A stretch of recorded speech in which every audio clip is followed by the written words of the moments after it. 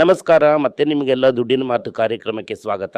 ಇವತ್ತು ಭಾನುವಾರ. ನೀವು ಕೇಳುವಂಥ ಪ್ರಶ್ನೆಗಳಿಗೆಲ್ಲ ಉತ್ತರ ಕೊಡುವಂಥ ಸಮಯ ಬಂದಿದೆ. ನಿಮ್ಮ ಪ್ರಶ್ನೆಗಳನ್ನ ವಿಷ್ಣು ಕೇಳ್ತಾರೆ, ನಾನು ಉತ್ತರ ಕೊಡ್ತೀನಿ. ನಮಸ್ಕಾರ ಸರ್, ಎಲ್ರಿಗೂ ನಮಸ್ಕಾರ. ಸರ್, ಮೊದಲನೇ ಪ್ರಶ್ನೆ, HDFC ಬ್ಯಾಂಕ್ ಏನ್ ತಾನೇ ಸರ್ ನಡೀತಾ ಇದೆ? ಇಲ್ಲ, ಯಾಕಂತಂದ್ರೆ ಹೋದ್ವಾರ ನೀವು ಎಕ್ಸ್ಪ್ಲೈನ್ ಮಾಡಿದ್ರಿ, ಬಟ್ ಆದ್ಮೇಲೆ ನೋಡಿದ್ರೆ ತುಂಬಾ ಅಪ್ಡೇಟ್ಸ್ ಇದನ್ನ ಬಂದಿರೋ ತರ ಕಾಣ್ತಾ ಇದೆ. ಸೆಬಿ ಯಾವ ಒಳಗಡೆ update ಇಲ್ಲಪ್ಪ. ಬಂದಿದ್ದಾರೆ.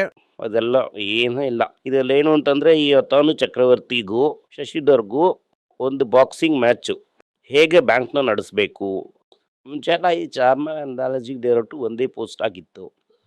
RBI ಚೇರ್ಮನ್ನ ಪಾರ್ಟ್ ಟೈಮ್ ಮಾಡಿ ಮ್ಯಾನೇಜಿಂಗ್ ಡೈರೆಕ್ಟ್ರು ಫುಲ್ ಟೈಮ್ ಪೋಸ್ಟ್ ಆಯಿತು.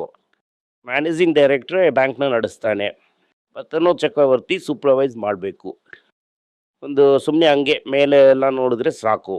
ಆಮೇಲೆ ಈ ಡೇ ಟು ಡೇನಲ್ಲಿ ಆಪರೇಷನ್ಸಲ್ಲಿ ಕೈ ಹಾಕಿದ್ರು, ಅದನ್ನು ತಡೆದು ನಿಲ್ಲಿಸ್ಬಿಟ್ರು. ಈಗ ಶಶಿಧರ್ ಟ್ರಾನ್ಸ್ನ 3 ಇಯರ್ಸ್ಗೆ ಎಕ್ಸ್ಟೆಂಡ್ ಮಾಡೋದಕ್ಕೆ ಬೋರ್ಡು ಒಪ್ಕೊಂಡಿದೆ. ಇದು ಚೇರ್ಮನ್ಗೆ ಇಷ್ಟ ಇಲ್ಲ.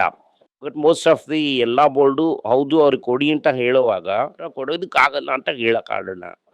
ಅದರಿಂದ ರಿಸೈನ್ ಮಾಡಿಬಿಟ್ರು. ಓಕೆ ಸರ್, ಈಗ ಆಸ್ ಅನ್ ಇನ್ವೆಸ್ಟರ್ ನಾನು ಏನ್ ಮಾಡ್ಬೋದು ಇದ್ರಲ್ಲಿ? Too big to fail you. HDFC Bank is too big to fail you.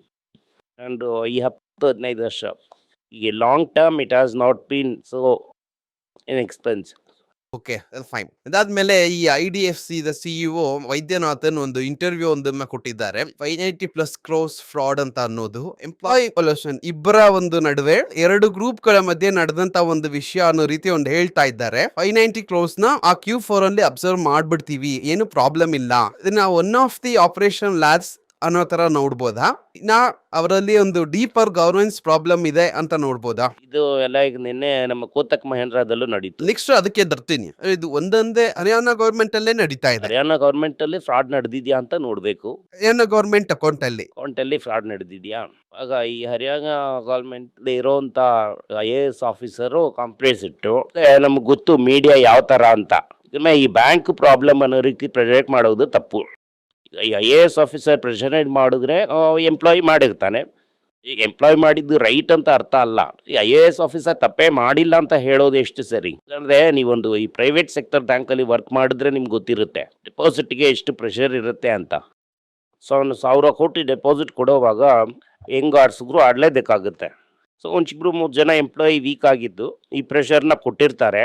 ನನ್ನ ಒಂದು ಸೋರ್ಸಸ್ ಪ್ರಕಾರ ಒಂದು period of time IDFC will recover the money.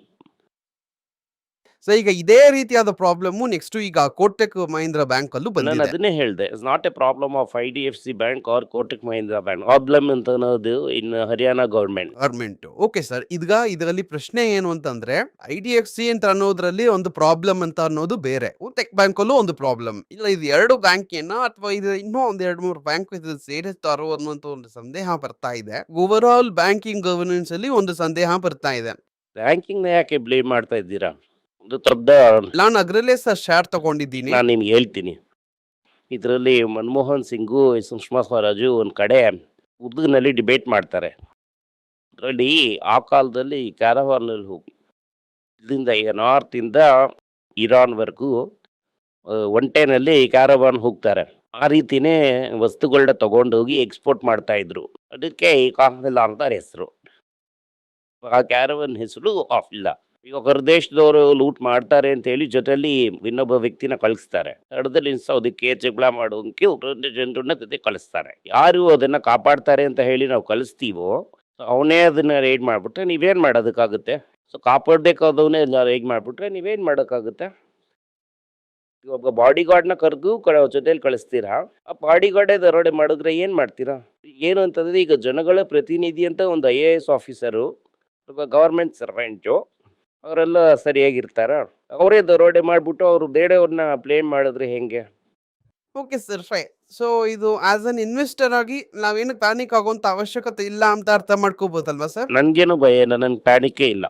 Okay sir, fine. ಅದಾದ್ಮೇಲೆ ಈ ಇಂಡಿಯನ್ ಫಾರ್ಮಾ ಪ್ಲೇಯರ್ಸ್ ತುಂಬಾ ಜನ ಅಲ್ಲಿ ಒಳಗಡೆ ತಂದಿದ್ದಾರೆ sir. Sun Pharma, doctor Reddy, Zydus life sciences, ಅಟ್ಕೋ ಎಲ್ಲಾದ್ರಲ್ಲೂ ಒಂದು ಬೆಟ್ ನಾವ್ ಆಕ್ಚುಲ್ ಆಗಿ ಇಟ್ಟಿದ್ದೀವಿ. ಈ ದಿನಕ್ಕೋಸ್ಕರನೇ ನಾವು ವೇಟ್ ಮಾಡ್ತಾ ಇದ್ವಾ? S.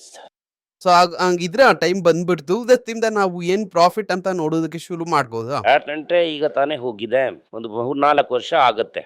The gods will be separated for 5 years. Okay. So ಹಾಗಿದ್ರೆ ಇನ್ನೊಂದು 4-5 ವರ್ಷ ನೀವು ಹೇಳ್ತಾ ಇದ್ದೀರಾ. ವೇಟ್ ಮಾಡುವಂತ ಅವಶ್ಯಕತೆ ಇದೆ. ಅದೇ ಅದಾಗಿದೆ ಅಂತ ಅನ್ನೋದನ್ನ ಅರ್ಥ ಹೌದು, ಮಾಡ್ಕೋಬಹುದು. ಈಗ ತಾನೇ ಮ್ಯೂಸಿಕ್ ಸ್ಟಾರ್ಟ್ ಆಗಿದೆ. ಐರತ್ತನ್ ಈಗ ತಾನೇ ಓಡೋದಕ್ಕೆ ಶುರು ಮಾಡಿದ್ದಾರೆ. ಐರತ್ತನ್ ಓಡೋದು 20,000 ಮೈಲಿ 385 yards. ಶುರು ಮಾಡೋದಕ್ಕೆ ಮುಂಚೆನೆ ಇದು ನಮ್ಮಮ್ಮ ಹೇಳ್ತಾ ಇದ್ರು, ಮಗು ಹುಟ್ಟಲಿಲ್ಲ ಅಂತಂದ್ರೆ ಈ ಅಶ್ವತ್ಥಕಟ್ಟೆ ಸುತ್ತಿ ಅಂತ ಹೇಳ್ತಾ ಇದ್ರು. ಅಶ್ವತ್ಥಕಟ್ಟೆ ಸುತ್ತಬಿಟ್ಟು ಹೊಟ್ಟೆ ನೋಡ್ಕೊಂಡ್ರೆ ಏನು ಮಗು ಬಂದ್ಬಿಡಲ್ಲ, 10 ತಿಂಗಳು ಆಗ್ಬೇಕು. ಈಗ ಒಂದು 3-4 ತಿಂಗಳಿಗೆ ಮುಂಚೆ ಸಿಲ್ವರ್ ಬ್ಯಾನ್ ಅಂತ ಹೇಳಿದ ಕೂಡಲೇ ಸಿಲ್ವರ್ಗೆ ಅಂತ ಒಂದು ಶಾರ್ಟೇಜ್ ಬಂತು. ಅದೇ ಇದು ಅದೇ ತರ ಅರ್ಥ ಮಾಡ್ಕೋಬೇಕಾ ಸರ್? ಹೌದು, ಈಗ 5 ತಿಂಗಳು ಇದೇ ತರ ಡಿಮ್ಯಾಂಡ್ ಇತ್ತು ಅಂತ ಇಟ್ಕೊಳ್ಳಿ. ಆಮೇಲೆ ಡಿಮ್ಯಾಂಡ್ ಸರಿ ಹೋಯ್ತು ಅಂತಂದ್ರೆ ಅದನ್ನ ಮೀರಿ ಬರೋದಕ್ಕೆ ಒಂದು 4 ವರ್ಷ ಆಗುತ್ತೆ. ಇದು ಇನ್ನೊಂದು ಮಿನಿ ಈ ಡಿಮಾನಿಟೈಸೇಷನ್ ಮತ್ತೆ ಒಂದು ಕೋವಿಡ್ ತರ ಇದನ್ನ ಒಂದು ಮಿನಿ ವೇವ್ ಆಗಿ ನೋಡ್ಬೇಕಾಗತ್ತೆ. ಹಲವು ಇಂಡಸ್ಟ್ರಿಗಳು ಮುಚ್ಚೋಗತ್ತೆ. ಈಗ ಗೋಲ್ಡ್ ETF ಅಲ್ಲಿ ಲಾಂಗ್ ಟರ್ಮ್ಗೆ ತಗೋಬೇಕು ಅಂತ ಅನ್ಕೊಳ್ಳೋರು ತಗೊಳ್ದೇ ಇರೋದು ಬೆಟರ್ ಇವಾಗ. ಯಾಕೆ ಅಂತಂದ್ರೆ 50% ಕ್ಯಾಶ್, 50% ಫ್ಯೂಚರ್ ಮಾರ್ಕೆಟ್ಸ್ ಅಂತ ಬಂದ್ಬಿಟ್ಟಿದೆ. ಹೆಜ್ಜಿಂಗ್ ಕರೆಕ್ಟ್ ಆಗಿ ಮಾಡ್ತಾ ಇದಾರ ಅಂತ ನಾವು ಜಡ್ಜ್ ಮಾಡೋದು ತುಂಬಾ ಕಷ್ಟ. ಸೊ ಅದು ಒಳಗೆ ಹೋಗಿ ಎಷ್ಟು ಗೋಲ್ಡ್ ಇಟ್ಟಿದ್ದಾನೆ, ಎಷ್ಟು ಗೋಲ್ಡ್ ಫ್ಯೂಚರ್ಸ್ ಇಟ್ಟಿದ್ದಾನೆ ಅನ್ನೋದನ್ನ ನೋಡ್ಬೇಕಾಗತ್ತೆ. 1 ಏಪ್ರಿಲಿಂದ ಗೋಲ್ಡ್ ಫ್ಯೂಚರ್ಸ್ ಒಂದು 50% ಇಟ್ಟಿರ್ಬೋದು ಅಂತ ಒಂದು ರೂಲ್ ಬಂದಿದೆ ಅಂತ ಹೇಳ್ತಾ ಇದ್ದಾರೆ. ಅದು ತುಂಬಾ ಡೇಂಜರ್ ಅಲ್ವಾ? ನಾನು ದುಡ್ಡು ಕೊಡ್ತೀನಿ, ನೀನ್ ಗೋಲ್ಡ್ ತಗೊಂಡು ಇರು ಅಂತ ಹೇಳೋದೇ ಕರೆಕ್ಟ್. ಗವರ್ಮೆಂಟ್ ಅದನ್ನ ತಗೊಳ್ದೇ ಇರೋದಕ್ಕೆ 50% ಗೋಲ್ಡ್, 50% ಗೋಲ್ಡ್ ಇನ್ ಫ್ಯೂಚರ್ ಅಂತ ಹೇಳ್ತಾ ಇದ್ದಾರೆ. ಫ್ಯೂಚರ್ಸ್ ಇತ್ತು ಅಂತಂದ್ರೆ, ಗೋಲ್ಡ್ ಹೋಲ್ಡ್ ಆಯ್ತು ಅಂತಂದ್ರೆ ತುಂಬಾ ಈ ಟ್ರ್ಯಾಕಿಂಗ್ ಎರರ್ ಬರೋದಕ್ಕೆ ಚಾನ್ಸಸ್ ಇದೆ. ಗೋಲ್ಡ್ ETF ಇನ್ ಮೇಲೆ ರಿಸ್ಕ್ ಅದು ರೂಲ್ ಮೇಲೆ ನಿಂತಿದೆ. ಈಗ ನನ್ನ ಅಂಡರ್ಸ್ಟ್ಯಾಂಡಿಂಗ್ ಕರೆಕ್ಟ್ ಅಂತ ಮಾತ್ರ ಹೇಳಿದ್ರೆ ಒಂಚೂರು ಯೂಸ್ಫುಲ್ ಆಗಿರುತ್ತೆ ಸರ್. ಗೋಲ್ಡ್ ETF ನಾನು ತಗೋತೀನಿ ಅಂತಂದ್ರೆ ಅದಕ್ಕೆ ಈಕ್ವಲೆಂಟ್ ಆಗಿ ಅವರು ಗೋಲ್ಡ್ ನ ತಗೊಂಡು ಇಟ್ಕೋಬೇಕು ಇಷ್ಟು ದಿನ. ಅಂದ್ರೆ ಇನ್ಮೇಲೆ ಏನ್ ಮಾಡೋದಕ್ಕೆ ಸಾಧ್ಯತೆಗಳಿದೆ ಅಂತಂದ್ರೆ 50% ಗೋಲ್ಡ್, 50% ಫ್ಯೂಚರ್ಸ್ ಅಲ್ಲಿ ಹಾಕಿರ್ತಾರೆ. ಅದು ರಿಸ್ಕ್ ಆಗೋದಕ್ಕೆ ತುಂಬಾ ಸಾಧ್ಯತೆಗಳಿದೆ. Okay sir, fine sir. ಇವಾಗ ಈ ಗೋಲ್ಡ್ ಪ್ರೈಸಸ್ ಅದು ತುಂಬಾ ರಿಸ್ಕ್.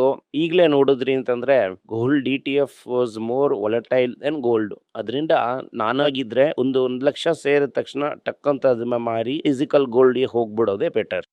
ಸರ್ ಈಗ ಗೋಲ್ಡ್ ಪ್ರೈಸ್ ನೋಡಿದ್ರಿ ಅಂತಂದ್ರೆ ಒಂದು 18% ಹತ್ರ ಬಿದ್ದಿದೆ, ಏರಿ ಇಳಿತಾ ಇದೆ ಸರ್. ಇದ್ರ ಬಗ್ಗೆ ಎಲ್ಲ ಚಿಂತೆನೆ ಮಾಡಬೇಡ. ನಾವು ಹೇಳ್ದಂತ ಫ್ಲೋರ್ ಗಿಂತ ಮೇಲೆ ಇದೆಯಾ? ಇದೆ, ಓಡೋಗ್ಬಿಡು. ಇಲ್ಲ, ಬ್ಯಾಂಕ್ಸ್ ನೋಡಿದ್ರಿ ಅಂತಂದ್ರೆ ಆ ಲೋನ್ ಟು ವ್ಯಾಲ್ಯೂ ತುಂಬಾ ಟೈಟನ್ ಮಾಡ್ತಾನೆ ಇದ್ದಾರೆ. ಅದೆಲ್ಲ ಕಂಟ್ರೋಲೇ ಮಾಡೋದಕ್ಕಾಗಲ್ಲ. ಪೀಕ್ ಲಿಮಿಟ್ ವರೆಗೂ ತಗೊಂಡೆ ಅಂತಂದ್ರೆ ಅದು ನಿನ್ ತಪ್ಪು. ಈಗ 3,000 ರೂಪಾಯಿಗೆ ತಗೊಂಡವನು 10,000 ಮೇಲೆ ಮಾಡ್ಕೊಟ್ಟಾಯ್ತು. ನಿನ್ಗೆ ದುರಾಸೆ ಇತ್ತಂತಾರೆ ದೊಡ್ಡದಾಗೆ ನಷ್ಟ ಆಗುತ್ತೆ. ಇಲ್ಲ ಸರ್, ಈಗ ನೀವು 3.6 ಅಲ್ಲಿ ಇದ್ರಿ, ನಾನೇ ಕರೆಕ್ಟಾಗಿ 10ಕ್ಕೆ ಹೋಗುತ್ತೆ ಅಂತ ಹೇಳ್ದೆ. ಅದು 3ವರೆಗೂ ತಗೊಂಡೋಗಿ ಬಿಟ್ಟಾಯ್ತು. ನೀನ್ ದುರಾಸೆಗೆ ಗೋಲ್ಡ್ ನೈಟ್ ಲೋನ್ ತಗೊಂಡ್ಬಿಟ್ಟು ಆಮೇಲೆ ಅಯ್ಯೋ ಹಿಂಗ ಹೋಯ್ತಲ್ಲ ಅಂತಂದ್ರೆ ನಾನೇನು ಮಾಡೋದಕ್ಕಾಗಲ್ಲ. ಇಲ್ಲ ಒಂದು 13,000ಕ್ಕೆ ಬರೋದಕ್ಕೆ ಒಂದು 5,000 ರೂಪಾಯಿ ಲೋನ್ ಅಂತ ತಗೊಂಡಿದ್ರೆ ಗೋಲ್ಡ್ ಇರುತ್ತೆ. ನೀನು 13,000ಕ್ಕೆ 10,000 ತಗೊಂಡ್ಬಿಟ್ಟು ಅಯ್ಯೋ ಹಿಂಗ ಆಗೋಯ್ತಲ್ಲ ಅಂತ ಹಿಂಗೆ ಇರುತ್ತೆ. ಅರ್ಥ ಆಯ್ತು ಸರ್. ಈಗ ಗೋಲ್ಡ್ ನ ತಗೊಂಡೋಗಿ ಪ್ಲಜ್ ಮಾಡಿದೀನಿ. ಪ್ಲಜ್ ಮಾಡಿದಾಗ ಒಂದ್ ರೇಟ್ ಇತ್ತು. ನಾನೇನ್ ಹೇಳ್ದೆ, ಈಗ ಗೋಲ್ಡ್ ಪ್ಲೆಜ್ ಮಾಡಬೇಡ ಅಂತ ಹೇಳ್ದೆ. ಅದು ಮಾಡುವಾಗ ಒಳ್ಳೆ ರೇಟ್ ಇತ್ತು. ಈಗ ರೇಟ್ ಕಡಿಮೆ ಆಗಿದೆ. ಇದ್ರಲ್ಲಿ 3 ಜ್ಯುವೆಲ್ರಿ ಇಡು, ಇಲ್ಲ ಅಂತಂದ್ರೆ ಕ್ಯಾಶ್ ಟಾಪ್ ಅಪ್ ಮಾಡು. ಅದೇ ಸರ್ ಪ್ರಶ್ನೆ. ಈ ರೀಪೇ ಮಾಡು ಅಂತ ಪ್ರೆಷರ್ ಮಾಡ್ತಾರೆ. ಇಲ್ಲ ಅಂತಂದ್ರೆ ಒಡವೆಗಳನ್ನ ಮಾರ್ಬಿಡಿ ಅಂತ ಒಂದು ಸಿಚುವೇಶನ್ಗೆ ನಾವು ತಳ್ಳಲ್ಪಡ್ತೀವ ಸರ್? ಹೌದು, ಆದ್ರೆ ನೀವೇನ್ ಮಾಡ್ಬೇಕು, ಬೇರೆ ಎಲ್ಲಾದ್ರೂ ಗೋಲ್ಡ್ ಇಟ್ಟು ಹೊರಗಡೆ ತೆಗೆದ್ಬಿಡ್ಬೇಕು. ಅದು ಈ ತರ ವಿಷಯಗಳು ನಡೆಯುವಾಗ ಈ ಮನಪುರಂ, ಮುತ್ತೂಟು ಈ ತರ ಕಂಪನಿಗಳಿಗೆಲ್ಲ ಯಾವ ರೀತಿಯ ಇಂಪ್ಯಾಕ್ಟ್ ಇರುತ್ತೆ ಸರ್? ಅವ್ನಿಗೇನು, ಅವ್ನು ಪ್ರಾಫಿಟಬಲ್ ಆಗಿ ಮಾರ್ಬಿಟ್ಟು ಹೋಗ್ಬಿಡ್ತಾನೆ. ಹಾಗಲ್ಲ ಈ ಮುತ್ತೂಟು ಈಗ ಗೋಲ್ಡ್ ರೀಸೈಕ್ಲಿಂಗ್ ಪ್ಲಾಂಟ್ ಮೇಲೆ ತಗೊಂಡಿಟ್ಟಿದ್ದಾನೆ.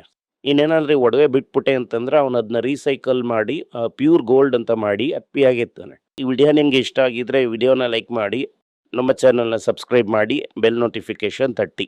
ಈ ವಿಡಿಯೋನ ಸಾಧ್ಯ ಆದರೆ ನಿಮ್ಮ ಸಂಬಂಧಿಕರಿಗೂ ಸ್ನೇಹಿತರಿಗೂ ಕಳಿಸಿ ಅವ್ರಿಗೆ ನೋಡೋದಕ್ಕೆ ಹೇಳಿ. ಧನ್ಯವಾದಗಳು. ನಿಮಗೆ ಏನಾದರೂ ಸಂದೇಹ ಇದ್ದು ನನ್ನನ್ನು ಕಾಂಟ್ಯಾಕ್ಟ್ ಮಾಡಬೇಕು ಅಂತ ಅನ್ಕೊಂಡ್ರಿ ಅಂದರೆ ಸ್ಕ್ರೀನ್ ಮೇಲೆ ಬರ್ತಾ ಇರುವಂಥ ಮೇಲ್ ID ಗೆ ಮೆಸೇಜ್ ಮಾಡಿ, ನಮ್ಮ ಟೀಮ್ ನಿಮ್ಮನ್ನು ಕಾಂಟ್ಯಾಕ್ಟ್ ಮಾಡ್ತಾರೆ.